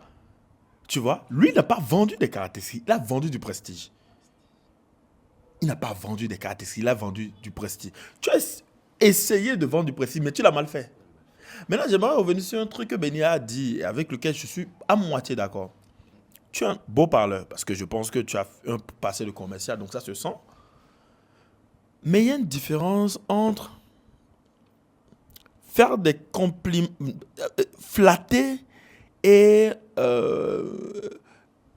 être honnête. Les femmes font souvent la différence. Lorsque tu flattes une femme parce que tu veux le vendre, c'est différent de... En fait, tu vois quelque chose et foncièrement, tu apprécies la chose et ça n'a rien à voir avec la vente. Quand tu as commencé, tu as dit plein de trucs. Les premières phrases étaient bien, mais les phrases qui ont suivi étaient un peu too much. C'était un peu trop dragueur. C'était un peu trop... Ah, madame, vous êtes trop, je vous admire. Oh, je vais vous marier. Ça a un peu escaladé, tu vois. Et tout au long de la conversation, tu es revenu un peu déçu. C'était pas très pertinent. Mais tu es très revenu déçu. Oui, parce que vous êtes une femme. Bon, tu as voulu la flatter. Mais... les gens n'aiment pas trop la flatterie. Les gens aiment, parce que les gens voient que la flatterie, surtout quand il y a un but commercial derrière, ils détestent ça. J'aurais pas fait la même chose. J'aurais eu 10 fois plus d'effet que toi. Je lui aurais pas dit à un seul moment qu'elle est belle. Je lui aurais pas dit à un seul moment qu'elle est splendide, juste en disant quelque chose de sincère. Je l'aurais observé et j'aurais cherché quelque chose de sincère. Qu'est-ce que moi j'aurais vu? Ah, madame, ça va? Je suis très surpris, hein. Je suis très, très surpris. Je vois quelque chose sur vous et je suis très, très surpris. Qu'est-ce que c'est? Je vois que vous n'êtes pas maquillée. Oui, effectivement, j'aime être naturelle. Habituellement, vous êtes naturel. Ah, c'est très original parce qu'habituellement, les femmes sont souvent maquillées. Donc, quand on voit des femmes qui ne sont pas maquillées et qui sont quand même présentables, c'est quelque chose. C'est un bon avantage. Merci. Et c'est fini, j'ai fini avec le sujet. Touché? Et je ne vais plus revenir sur le sujet une seule fois jusqu'à la fin de la conversation. Mais c'est sincère. C'est honnête. C'est pas vendeur. Vendeur aurait été de lui dire « Oh, vous êtes trop jolie, vous êtes très belle, vous avez ci, vous avez ça. Oh, ça c'est vendeur. » Mais honnête, l'honnêteté, c'est voir quelque chose, reconnaître la chose et le dire à la personne. Et maintenant, généralement, quand c'est honnête, la personne en t'écoutant sait. Généralement, dans la personne, même dans son ventre, va dire, je sais. Ah, je suis content qu'il remarque ça. Mais quand c'est flatteur, la personne sent aussi. Tu dis ça juste pour que... Tu comprends? Et ça, c'est pas bon. Donc, il faut faire très attention à ça. Et généralement aussi, les compliments, il ne faut pas en faire too much. Sinon, ouais, voilà, ça paraît un peu comme suceur, quoi. Ça paraît un peu comme suceur. Dans la vente, tu ne veux pas être suceur. Juste disait quelque chose hier. Il disait, tu dois toujours être, en tant que vendeur, en tant que closer, tu dois toujours être en haut. Si tu es trop suceur, tu n'es pas en haut. Tu vois. Donc, en gros, pour moi, le vrai problème, pourquoi tu n'as pas closé, c'est ça. Maintenant, il y avait plein d'erreurs sur lesquelles je voulais revenir. Sur le prix. tu as fait quelques erreurs au niveau du prix. C'est-à-dire, tu as dit, c'est 10 000, tu l'as fait une réduction de 500 000. C'est beaucoup. C'est beaucoup. Une réduction, généralement, n'est pas crédible en dessus de 30%. Plus de 30%, c'est plus crédible. Il n'y a aucune réduction. Mais personne ne fait une réduction de plus de 30%. Même quand les articles sont en solde, c'est genre, quand tu vois moins 50%, tu te dis, mais en fait, c'est dévalué. Ça fait genre, quand tu vois moins 50% sur un truc, tu te dis, c'est dévalué. La valeur du truc est dévaluée. Le maximum de réduction que tu peux accorder sur un truc, c'est 30%. 25%, c'est bien. 10%, les gens ont souvent l'impression que tu es à 20 en réduction. 15%, les gens ont l'impression que c'est correct. 20%, les gens ont l'impression que c'est alléchant. Entre 20 et 25%, ils ont l'impression que c'est alléchant. 30%, c'est la limite. Au-delà de 30%, c'est comme si en fait tu m'avais surfacturé à la base. Donc 15 000 et revenir 10 000, revenir à 5 000, c'est trop bas. Maintenant, dans la négociation, tu as fait aussi une erreur. Quand il t'a dit 2 000 francs, qu'elle avait 2 000 francs, au lieu de repartir sur le fait que tu l'as fait la réduction, tu as reparti encore parler de caractéristiques. Vous avez remarqué? C'est-à-dire, en fait, quand elle a dit 2 000 francs, au lieu de lui dire, elle dit, je veux le truc de 5 000 francs à 2 000 francs. La bonne réponse aurait été, madame, tu veux le truc de 5 000 francs à 2 000 francs. Mais le truc de 5 000 francs, ce n'est pas 5 000 francs. C'est 10 000 francs. Et je te l'ai fait à 5 000 francs. Comment tu veux que, dans quel monde tu veux que j'aille jusqu'à 2 000 francs? Alors que sur les 5 000 francs là, c'est le bénéfice de l'entreprise. Moi-même, ben, bénéfice en tant que commercial que j'ai laissé tomber juste pour que tu puisses avoir le stylo. Ce discours aurait 10 fois plus d'impact parce que ça joue dans l'honnêteté. Je te dis que sur les 10 000, le 5 000, c'est la valeur même du stylo. Supposons que je vais faire ça. Je dis, mais madame, le stylo là, c'est 10 000. Hein. En vrai, là, si je dois vraiment vous expliquer ça, je le dis à personne. C'est entre nous là. Je vous dis ça. Quand moi je vends ce stylo là, je touche souvent une commission autour de 1500 dessus. 1500, 1800 comme ça dessus. Et l'entreprise qui produit le stylo touche autour de 3000, 3200 sur le stylo. Donc, quand je vous dis que je vous le fais à 5000 là, au fond là, c'est qu'en fait, moi-même, mes propres commissions là, j'enlève. Les bénéfices, j'enlève. Et comment est-ce que je complète les bénéfices? C'est que je sais que sur mes commissions, sur les autres ventes là, je vais prendre ça pour compléter sur les bénéfices de l'entreprise. Sinon, en temps normal, moi, je n'ai pas le droit de vendre ceci en dessous de 8000.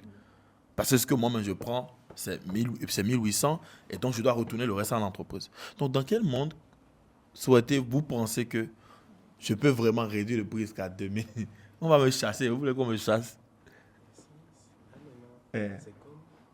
J'adoucis le temps. Qu'est-ce que tu veux dire? C'est comme si c'est diminué. Oui, non, qui ça diminue? Là, maintenant, il vend. Non, je ne vends pas. Attends, regarde, tu veux dire quelque chose? Non, je disais, bon, c'est vendre, mais c'est pas... Tu es toujours dans ta position. Dans ta position. Oui. Mais en fait, je vais justifier que je ne peux pas réduire le prix. Ça dit quoi? Je suis venu à 5 000 francs.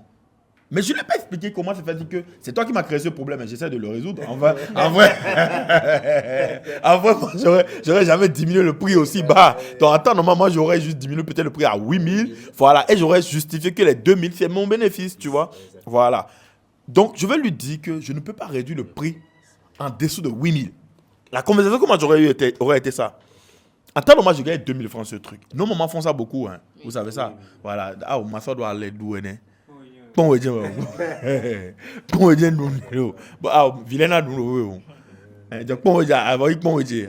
vois, c'est genre, en fait, ça te met dans une posture où tu te dis, tu es en train de faire une bonne affaire. Donc, elle-même, quand tu finis de parler comme ça, c'est difficile pour elle de venir de dire encore, elle ne peut plus vraiment beaucoup parler pour dire que non, le tout de 2000, elle fait ça à 2500. Toi aussi. Et tu ne parles plus, si elle dit ça, toi, toi aussi. Et là, ça rentre dans, tu vois, tu essaies de la madouer. Tu comprends? Mais je pense que le vrai truc, c'est ça. C'est le problème de vente, closing, que tu n'as pas su switcher. Ton cerveau est encore très calibré sur la vente. Il faut que tu switches d'approche. OK. Maintenant, pour terminer la séance, j'ai dit que vous allez me créer un exercice compliqué. Moi, j'adore les exercices compliqués. Et vous allez mettre toutes les conditions que vous voulez. Bon, réaliste, hein. Si ce n'est pas réaliste, ça n'aura pas de truc là. Et derrière, je vais essayer de relever le défi devant ça. J'adore ça. Qui sont ceux qui veulent me créer la condition? Premièrement, il faut qu'on détermine ce que vous allez vendre. Ok, choisissez. Melchior, qu'est-ce que M. Béni pourrait vendre? Monsieur Béni pourra vendre son ordinateur. Oui. Ok. Et il vend ça à qui? À moi. Oui. À toi.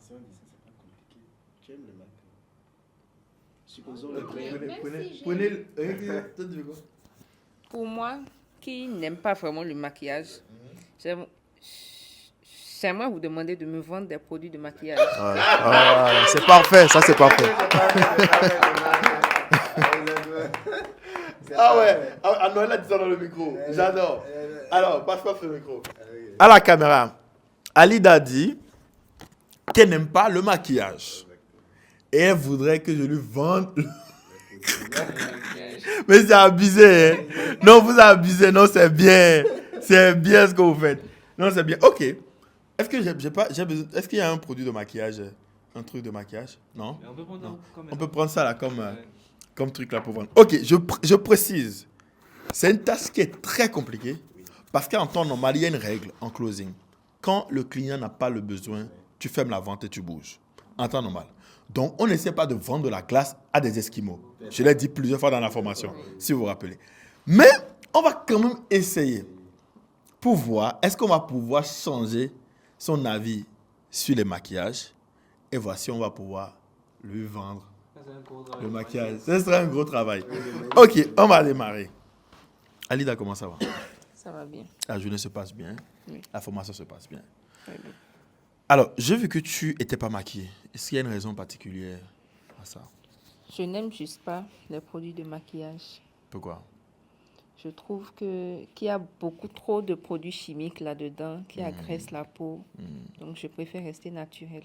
Ok. Ton problème, c'est les produits chimiques, alors c'est ça? C'est pas forcément le maquillage dans lui-même. Oui, c'est surtout les produits chimiques. Ok. Donc, si tu avais une marque de maquillage avec 0 produit chimique, est-ce que c'est quelque chose qui te... Est-ce que c'est une expérience que tu tenterais? Je pense qu'il n'y a pas de produit de maquillage sans produits chimiques du tout. J'en ai déjà testé. À chaque fois, les marques disaient qu'il n'y en avait pas, mais ça finissait toujours par m'agresser la peau. Tu as déjà utilisé le produit de Fenty Beauty? Oui, Il y a des produits chimiques, tu as vu des produits chimiques dedans? oui. Il y avait des produits qui m'ont agressé la peau. Qui t'ont agressé la peau. Tu as déjà utilisé pour Skim? Non, Tu n'as pas encore utilisé pour le Skim? non. Ok, tu devrais. Ah bon? Je ne sais pas. Quand même, de ce que je vois sur le marché, il y a des marques, en fonction des marques, il y a le niveau de produits chimiques qui diminue drastiquement. Il y a des marques qui sont 100% chimiques. Et généralement, le prix suit avec. Hein. Le plus, c'est moins cher. Le plus, on devant les produits chimiques. Maintenant, le plus, c'est cher. Et le plus, on utilise des produits naturels pour le faire. Et ça devient un peu l'argument marketing pour l'entreprise. C'est autour de ça qu'ils le font. Donc, il y a des marques, là, Skim, qui, justement, est basée sur le fait que c'est que des produits naturels, etc. Ok. Et ça se lit facilement sur l'emballage. Et les tests, il y a plein de tests qui ont été prouvés déjà, scientifiques et réalisés en laboratoire, sur les différents types de peau, des peaux claires, des peaux noires aussi, etc. Tout type de peau. Ok, C'est quelque chose, je ne savais pas. Ok, donc je t'informe. C'est quelque chose qui te parle? Oui. Ça te parle? Oui.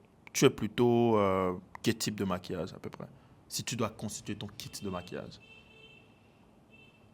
Si je dois constituer mon kit, je dirais des produits pour un maquillage simple de tous les jours. Un fond de teint, une craie, un crayon et un gloss. Un gloss. Oui. Ok, moi j'aime bien les gloss. Tu sais, les hommes aiment beaucoup les gloss. Plus que les rouges à lèvres. Ah bon? Ouais, je ne sais pas pourquoi.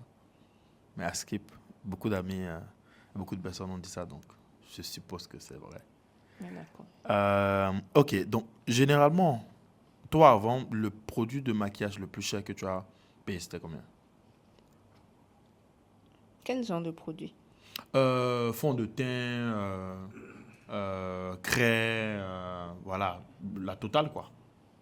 Ok. Le dernier fond de teint Mhm. qui était censé être sans produits chimiques que j'ai eu à acheter Mhm. était à 25 000 francs. C'était à 25 000 francs. Oui. Ok. Et c'était pas sans produits chimiques. Non. Ok, super. Ce fond de teint en temps normal, ça devrait durer combien de jours, combien de temps à peu près? Peut-être moins d'1 mois, 3 Moins d'un semaines mois, environ. 3 semaines, ok. Tu l'as utilisé finalement sur les 3 semaines? Non.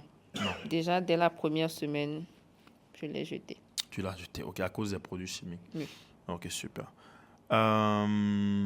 Si tu avais la garantie qu'il n'y a pratiquement pas de produits chimiques, justement dans ce produit-là dont on est en train de parler, est-ce que, parce que je t'ai dit, il y a quelque chose qui est clair, le moins possible tu veux payer et le plus de produits chimiques que tu auras, et le plus tu es prêt à investir, le moins de produits chimiques tu auras.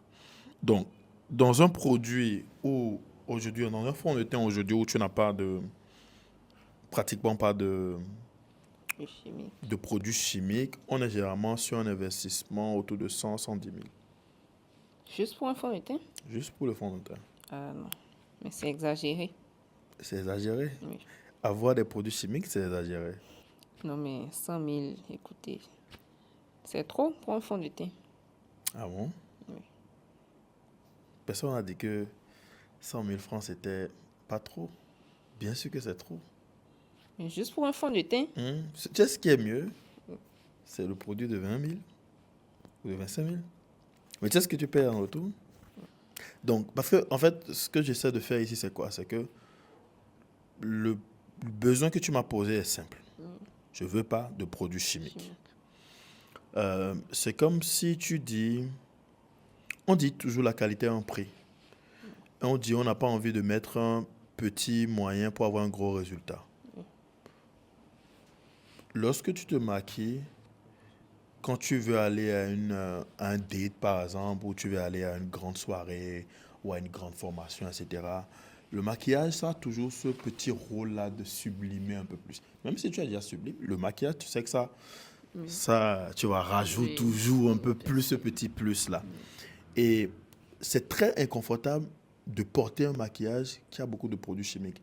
Maintenant, il y a des gens qui prennent des faux de teint à 2000. Tu es au courant? Oui. Les dames qui sont... Ils ont que pour ça, les dames de village qui veulent se maquiller, on voit ça sur... Tu vois, les gens que Jojo, le comédien, et son ami, là, ils insultaient là. Tu te rappelles de... Oui. Voilà. Et ce genre de personnes, même si le fond était à 500 francs, ils vont le prendre. Ils n'ont aucun problème avec ça. Mais toi, avoir déjà... Tu investis 25 000 francs dans un truc comme ça, ça ne donne pas... Ça veut dire que ce que tu recherches vraiment, c'est la qualité. Maintenant, je me dis, et c'est pourquoi je te demandais par rapport à la question du temps, ce genre de fond de teint, c'est des fonds de teint qui durent un peu plus que 3 semaines quand même. Tu vois, s'il dit généralement un peu plus que 3 semaines, on est souvent dans des trucs 1 mois, 2 mois, tu vois. Ça peut aller jusqu'à 2 mois maximum. Mais voilà, après, pour moi, le truc le plus important, ce n'est pas le nombre de mois. Parce que quand tu prends quelque chose qui est cher comme ça, tu ne vas pas l'utiliser pour aller acheter dans le quartier, quoi. Tu vois. Oui. Est-ce que tu es plutôt du genre à te maquiller tout le temps ou à te maquiller aux occasions que tu as vraiment envie de maquiller? Uniquement pour les occasions. Voilà, je m'en doutais pas. Donc, si tu dois te maquiller juste pour les occasions, tu vois, où tu as envie de faire cet effet, tu penses qu'en 1 mois, combien de fois ce genre d'occasion peut vraiment se présenter? Vraiment le genre d'occasion où tu as envie de sortir le 31, ton Louboutin, ton sac Chanel, tout ça là, tu vois. À peine 2 fois. À peine 2 fois. Ok, si c'est à peine 2 fois et que tu dois l'utiliser à 2 fois, un fond de teint normal en termes de quantité, tu penses que ça peut te tenir combien de temps si tu n'utilises que 2 fois dans le mois?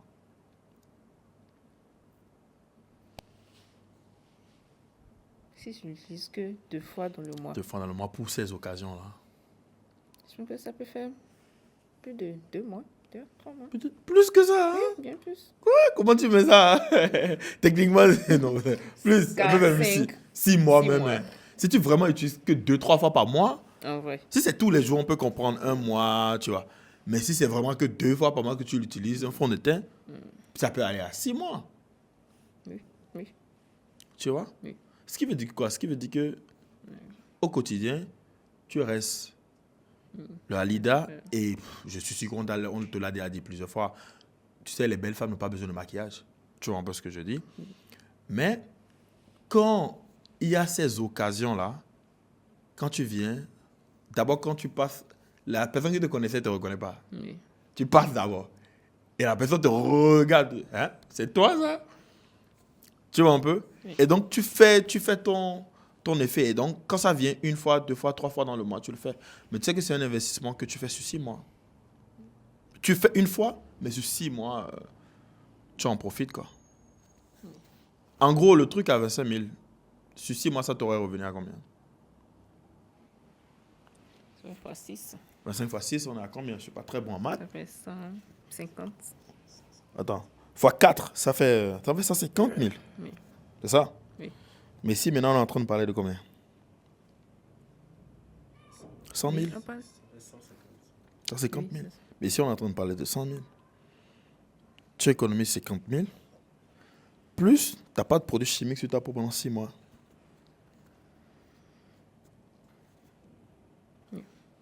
Ça allait d'être une bonne affaire. On fait comment? J'achète. Merci. On a besoin de continuer. Ah, merci. Vas-y. Oui. Ah, merci. Vas-y. Oui. Est-ce que on peut dire que le problème, quand le closer parle un peu plus que le prospect, est-ce que ce n'est pas un problème?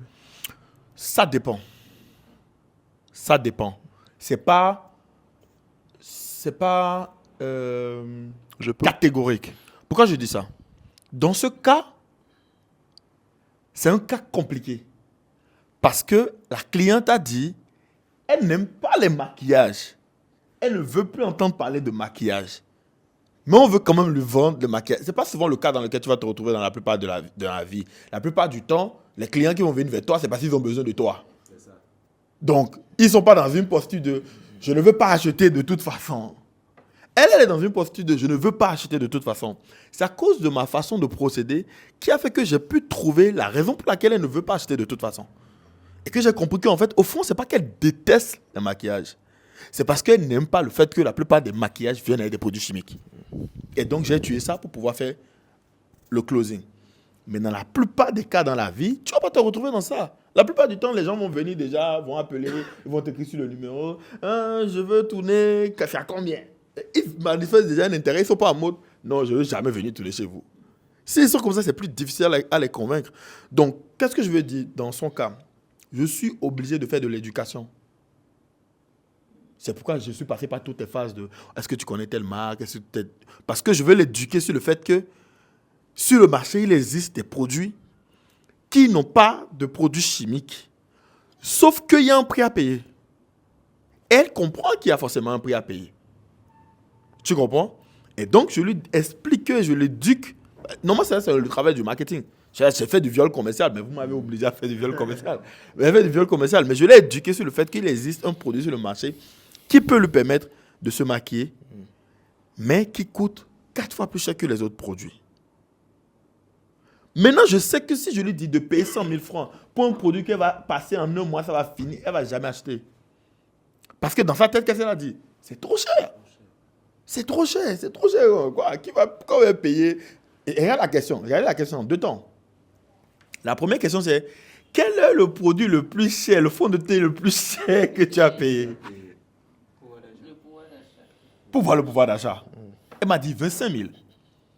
Maintenant, moi, je vais niquer le plafond.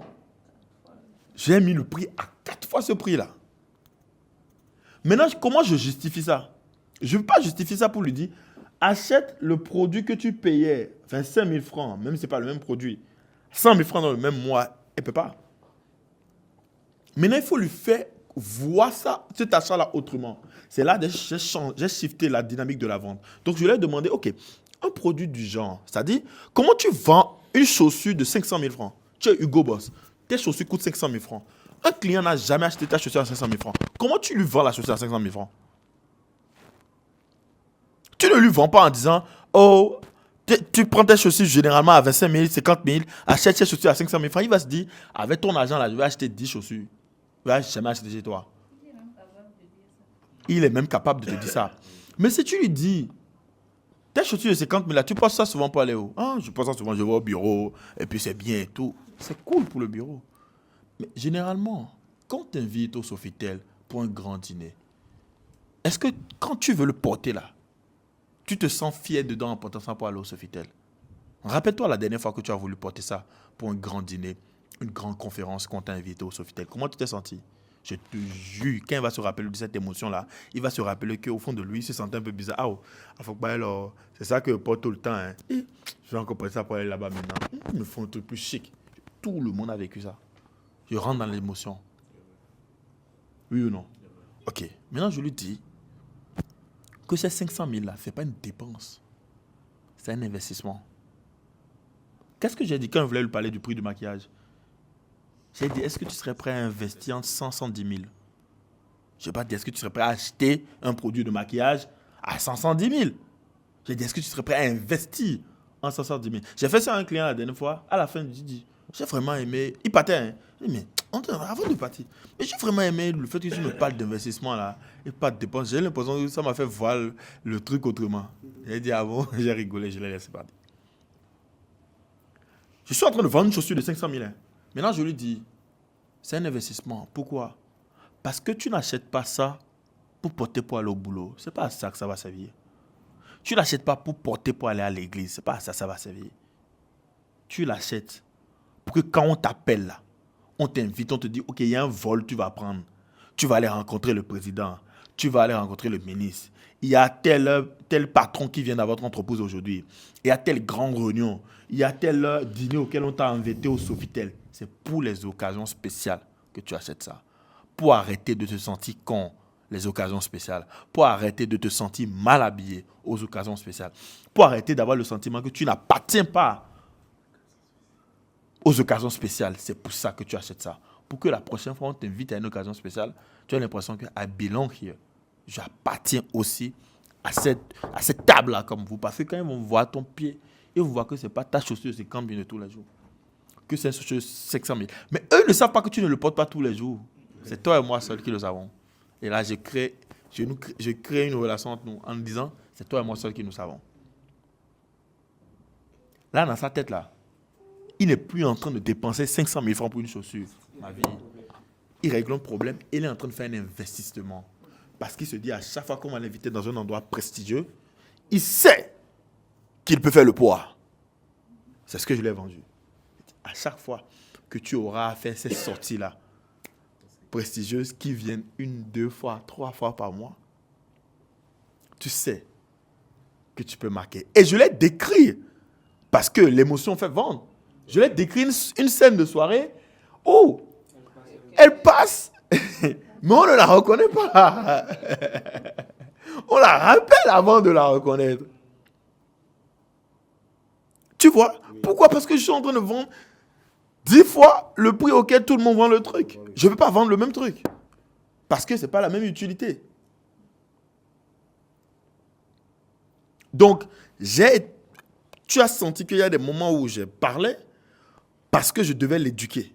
Je devais lui faire prendre conscience qu'il existe tant. Mais dans la vie de tous les jours, ce n'est pas ce qui va se passer. La dernière fois, quand j'ai voulu faire le closing sur le stylo, c'est pas ce qui s'est passé. Le closing, le stylo, c'est pas fait comment? J'ai fait directement, besoin. J'ai closé, question. J'ai closé direct. Mais là, c'était différent. C'est bon? Il y a d'autres questions par rapport au roleplay? Ce que je dis, c'est que là, en fait, avant même qu'on ne commence, je suis sûr que nous tous, on pensait que c'était impossible de vendre ça. Ouais. Est-ce que ça ne veut pas dire que dans 90% des cas, il y a toujours forcément un moyen de vendre? Toujours. Dans 90% des cas, il y a toujours moyen de vendre. Il y a toujours moyen de vendre. Il y a un truc que je disais beaucoup à Juste au début, quand il venait me voir, il me dit, boss, je n'ai pas closé. Le client, il n'a pas l'argent. Le client. Je dis, frère. Ça, c'est moi. Toi, mais juste, je faisais beaucoup plus ça encore. Je me rappelle, lui et Khadija, là, j'étais en France, janvier 2024. Je lui avais envoyé 300 leads à closer pour moi. J'ai fait une annonce comme ça et tout. Il y avait 308 personnes qui avaient rempli le formulaire. Ils ont fait 3 ventes. C'est 308 personnes. J'ai perdu une cliente. Et ça, c'est une expérience que j'aimerais raconter à la caméra. J'ai perdu un closing à 10 000 euros. Parce que la dame en closing voulait un accompagnement privé avec moi. Eux, ils essayaient de forcer la dame à acheter une formation. Ils vendaient le mauvais produit à la mauvaise personne. Ils n'ont pas closé la personne. Parce que la personne ne voulait pas une formation, clairement pas. Je vais sur le formulaire, je remarque qu'il y a une dame qui a mis, parce qu'on mettait sur le formulaire de mettre combien la personne peut investir. La dame a mis, je peux investir en 10 000 et 15 000 euros. J'ai vu ça, j'ai dit, hein? J'ai vu ça, j'ai dit, hein? Vous n'avez pas closé cette personne? Je me dis, non, boss! J'ai dit, gna. Je prends le numéro, je l'appelle. Et c'est bizarre, c'est quoi? 3 semaines après que je vois ça, hein? Oui, on a vécu des trucs. Je prends le numéro, je l'appelle. Quand Benny a commencé à travailler sur mon compte, je vais lire tous ces messages. Je lui dis, corrige ça, ça c'est pas bon. Corrige ça. Avant, je ne faisais pas ça. La première fois quand j'ai formé les juges et que j'ai commencé par leur confier des appels, je leur confiais des appels, je bougeais. Je me disais, non, la vie est belle. J'étais en France à l'époque, la vie était belle.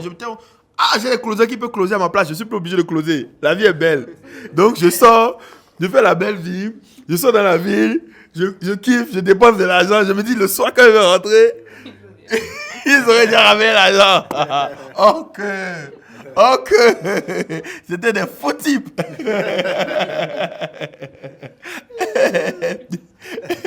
Il dit, faites-moi le point. Sur 50 personnes contactées, ils n'ont pas fait de vente. Il dit, qu'est-ce qui se passe? 100 personnes connectées, toujours aucune vente. Le truc commence pas à attirer mon attention. 100 personnes contactées, aucune vente. Comment c'est possible? 150 personnes contactées, une vente. Tu te dis, c'est pas des leads qui viennent de la pub, hein. C'est les leads qui viennent de l'organique. Et toi, tu sais que les leads de l'organique, c'est plus rentable. Et ce sont les gens qui me connaissaient. Je n'ai jamais oublié. Ma page Facebook était en feu dans la période. Ils ont tout gâché. Tout gâché. C'est pourquoi je lui dis qu'ils ne peuvent jamais me rembourser assez. Parce que l'argent qu'ils m'ont fait perdre. Non, mais l'argent qu'ils m'ont fait perdre avant de vendre. Et on a corrigé tout ça. Genre, Benny a commencé avec nous il y a quelques semaines. C'est juste avant Nairobi qu'il a commencé avec nous. 2 semaines, tu vois. Mais il a déjà fait plus d'une dizaine de ventes. Mais au début, ce n'était pas possible. Parce que la façon dont on formait, c'était différent. On laissait les gens se livrer à eux-mêmes. Maintenant, on ne laisse plus les gens se livrer à eux-mêmes. On les surveille au début pour éviter les erreurs jusqu'à ce qu'ils n'arrivent à un niveau où ils peuvent maintenant voler d'eux-mêmes.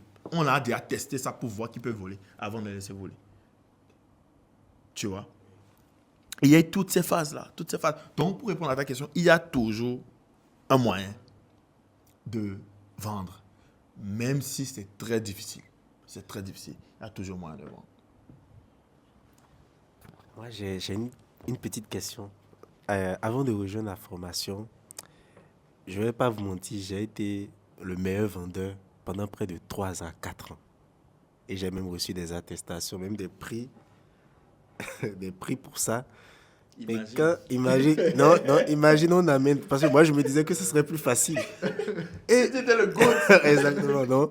Quand je viens ici, pour moi par exemple, quand j'étais en train de lui parler, j'avais l'impression que je l'ai convaincu. Mais après quand vous avez commencé par dire, donc je voulais déjà vous dire merci parce que ça voit que vraiment il y a un autre niveau encore qu'on ne connaît pas. Et c'est tout, c'est pas vraiment... Merci beaucoup. Je répète à la caméra, meilleur vendeur avec tous les prix. Et tu es en train de te prendre une claque depuis 2-3 jours. Pour vous dire le niveau, faire la Ligue des Champions ici. Tu vois, non, je suis content. Je suis vraiment content. Et voilà. S'il y a encore des questions, s'il n'y a pas de questions, on va conclure. Ça peut aller. Merci à tous. Oui. Avant qu'on ne commence, ce n'est pas par rapport à ce qu'on a fait. Dans la leçon 6 du module 2, On a parlé, il y a eu un exemple que vous avez donné sur un client qui ne peut pas payer cash directement et vous lui proposez de payer par tranche. C'est-à-dire qu'il fait une réservation. Mais là, le prix total est majoré peut-être de 10% ou bien, si par exemple il devait payer 30 000, il se retrouve à payer peut-être 35 000 parce qu'il paye en tranche. Si le client dit, OK, si c'est ça, je laisse. Qu'est-ce qu'il faut faire? On le laisse partir? Qu'est-ce qu'il faut faire? Résume. Le client résume encore. Le client n'est pas capable de payer les 30 000 en une fois pour acheter le produit qu'il veut. Donc, je lui propose de payer par tranche. Seulement que s'il paye par tranche, au total, ça lui fait 35 000. Il dit, ah, si c'est ça. Si vous n'acceptez pas de prendre par tranche, mais qu'à la fin, ça fasse toujours les 30 000, je laisse.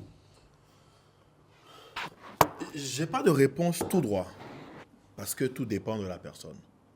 Si, encore une fois, tu as faim, tu vas accepter et tu vas continuer. Si tu es comme moi et tu es trop fier et trop rassasié, tu vas lui dire, bah bon vent. Donc, je pense que c'est beaucoup ça. Maintenant, il y a un autre élément aussi qui joue dans ça.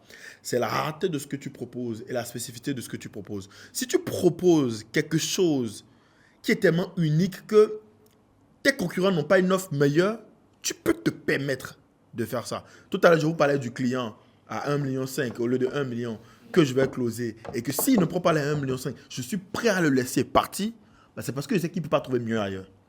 Mais si tu vends une commodité, c'est difficile. Une commodité, c'est quoi? Tu vends des stylos, ou tu vends des micros, ou tu vends des cahiers, ou tu vends des trucs que monsieur, madame, tout le monde vend et il n'y a pas de différence. C'est plus difficile. Là, le client est plus roi. Chez iPhone, le client n'est pas roi. C'est iPhone qui est roi. Quand iPhone vient et dit, OK, mon iPhone 17 Pro Max, ça coûte 2 000 €, 1 million 300 000, 1 million 400 000. Qu'est-ce que tu peux dire, mon Chanel? C'est à prendre ou à laisser. Voilà. Et c'est pourquoi Steve Jobs dit toujours, le client n'est pas roi. Ça va à l'encontre de tout ce que l'industrie pense. Et c'est vrai. Le client n'est pas roi. Au Pod Lab Studio, le tournage à 100 000 francs. Il n'y a aucun studio au Bénin qui fait le tournage à 50 000 francs. Quand on était à 50 000 francs, on était le studio le plus cher du pays. Et le studio derrière nous était à 30 000. Le studio derrière nous était à 30 000. Non, on était à 40 000. Et ensuite, après 40 000, 30 000, 20 000, il y a même des studios à 10 000. On est passé à 100 000. Jusqu'aujourd'hui, il n'y a aucun studio qui facture 50 000. Mais si tu viens pour négocier, c'est à prendre ou à laisser. On paie nos factures sans toi. Tu peux continuer à garder ton argent à faire chez les 10 000. Donc, c'est aussi une affaire de... Es-tu rassasié? As-tu une offre sur le marché que personne ne bat? Moi, mon business model, ce n'est pas les gens qui vont venir... non. Il est ailleurs. Il est sur les grandes entreprises. Il est sur les partenariats que je signe. Il est sur les grands clients que je suis capable de closer. Si eux, je les close, je fais mon chiffre. Qui est les gens qui viennent tourner au pas? Moi, je ne me prends pas trop la tête pour ça. Souvent, parfois, c'est mes cadeaux qui se prennent la tête pour ça. Ils n'ont pas trop le travail. Mais c'est la belle vie. En attendant, ils kiffent. Mais, je me dis, parce que bon, à la fin du mois, le salaire reste inchangé. S'il y a 10 000 tournages, ils travaillent beaucoup. Mais s'il n'y a pas beaucoup de tournages, ils ne travaillent pas beaucoup. Pour dire quoi? Pour dire que quand tu es sur un marché, tu fais quelque chose de spécial et tu sais comment te vendre, il n'y a pas de concurrence. Donc, les gens peuvent dire, non, c'est ci, c'est ça et tout. Mais c'est à 100 000. C'est trop cher pour toi, tu n'es pas la cible. Et même ma cible, qu'elle entend 100 000, elle respecte. Elle demande, les studios sont localisés où? Il dit dans la rêve vive. Il dit, OK, je comprends mieux. Tout s'explique. Il y a un client qui m'a contacté comme ça, depuis la France, qui dit qu'il voulait venir, c'est un Béninois, il dit qu'il voulait venir tourner chez nous et tout. Il dit, ah, OK. C'est combien le tournage? 100 000 francs. Pourquoi vous êtes aussi cher? J'ai rien dit. Il dit, OK, bon. Vous n'avez pas les traits, comment dire, très ouverts à la négociation. Vos studios sont situés où, s'il vous plaît? Il dit, dans la rêve vive. Il dit, ah, tout s'explique maintenant. Tu vois? Tout s'explique. Tu es à Dubaï, tu vas à Downtown, le même produit que tu vas acheter à Downtown à 1 000 €, Tu vas à Dera, tu trouves le même produit à 600 euros. Et le jour où j'ai appris ça, j'ai gagné trop d'argent à Dubaï. Oui, toujours, là. Toujours. Mais tu vas acheter à Dera. Tu achètes à 600 euros à Dera, tu le vends à 1000 euros à Downtown. Parce que le client qui a pris son billet d'avion, qui est venu à Dubaï pour profiter de la vraie vie de Dubaï, il n'a pas envie d'aller se salir les mains dans Downtown. Il a déjà trop sali ses mains dans son pays. Il est venu à Dubaï pour claquer son argent. Donc quand il voit 1000 euros, là, il ne veut pas débattre. Il ne veut pas débattre. Il rentre dans le magasin de Boss, le caleçon est à 80 000. Il ne veut pas débattre. Mais tu vas te mettre à Dera là-bas pour dire que le loyer est moins cher. Que le loyer est moins cher que moi. Tu vois. Merci les amis. On va se dire à demain pour une nouvelle séance. À demain chez vous ou à la semaine prochaine ou à quand mes monteurs auraient fini, bien sûr, de monter les épisodes. On se voit au prochain épisode. Merci beaucoup. Ah, la promo. Ou bien? Exactement. Toujours faire la promo. Toujours faire la promo parce qu'on ne sait pas qui écoute. Il y a des gens, après nous avoir suivis depuis le début jusqu'à présent, qui sont convaincus. Des gens qui vont écouter 10 épisodes avant d'être convaincus. On va encore se voir dans le 10e épisode. Mais pour ceux qui sont convaincus aujourd'hui, là, il y a les liens dans les commentaires pour pouvoir avoir une chance d'être à la même table que nous, pour apprendre à closer, pour arrêter de vendre, arrêter de faire le viol commercial, apprendre à closer et à devenir meilleur closer, meilleur vendeur que les meilleurs vendeurs qui existent sur le marché. À la prochaine. Très belle séance.